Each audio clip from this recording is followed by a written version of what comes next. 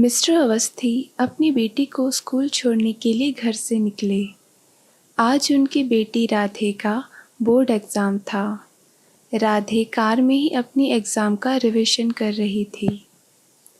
Mister Awasthi जानते थे कि उनकी बेटी अच्छे नंबर से पास होगी, क्योंकि राधे पढ़ाई में बहुत होशियार थी।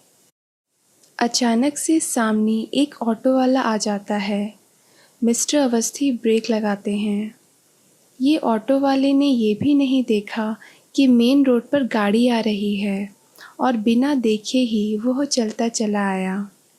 ब्रेक लगाने से एक्सीडेंट होते होते बच गया। अब ये ऑटो चालक खूब भला बुरा बोलने लगा मिस्टर अवस्थी को। धीरे धीरे भीड़ जमा होने लगी।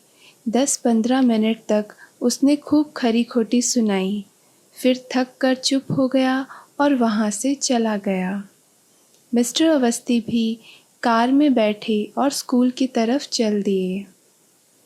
राधे के मन में बहुत सारे प्रश्न चल रहे थे। उसने बोलना स्टार्ट किया, पापा, ये आपने क्या किया?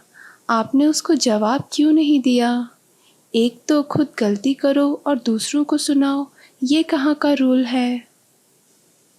मिस्टर अवस्थी ने उत्तर दिया, देखो बेटा, मैं चाहता तो उसकी ही भाषा में बात करके उसे अच्छे से बहुत कुछ सुना सकता था।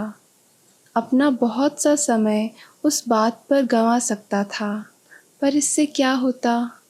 चिल्लाने से, गुस्सा करने से मेरा भी दिमाग खराब होता। आप भी लेट हो जाती। एग्ज़ाम के समय यही बातें दिमाग में घूमती। साल भर आपने इतनी मेहनत की और एक छोटी सी बात आपका माइंड डाइवर्ट कर देती।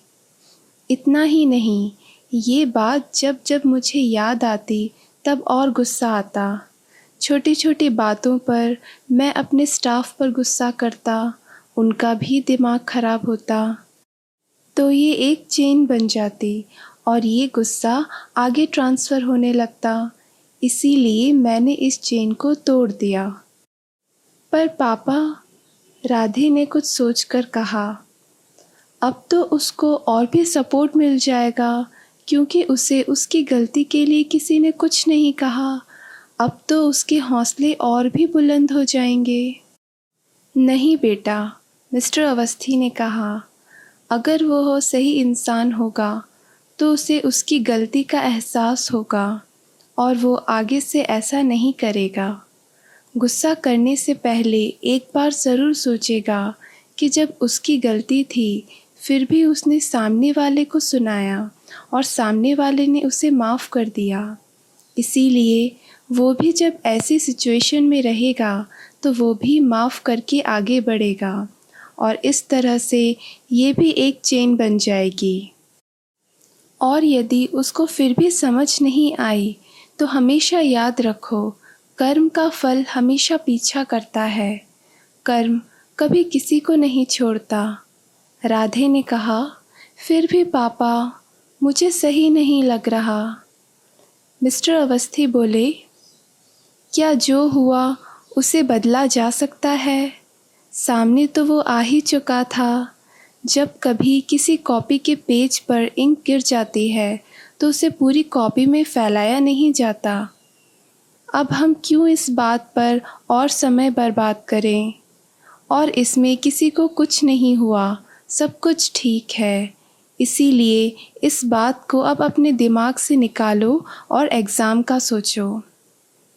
राधे को पापा की बात जच गई और फिर से अपना बचा हुआ रिवीजन करने लगी और बात वहीं ख़त्म हो गई।